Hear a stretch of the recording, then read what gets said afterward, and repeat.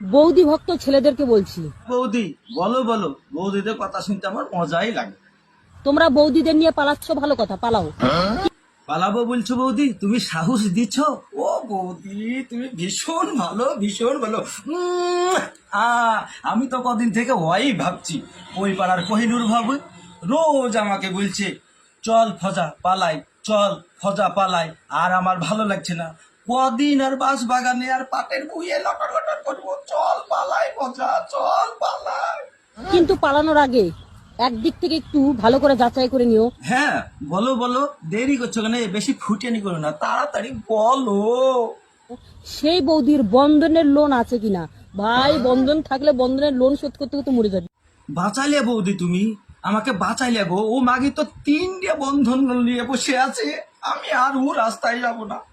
হ্যাঁ বৌদি, তোমাকেও কিন্তু একটা কথা আমি বলে রাখি, তুমি এজন্য কোনোদিন আর বন্ধন টন্ধন নিও না।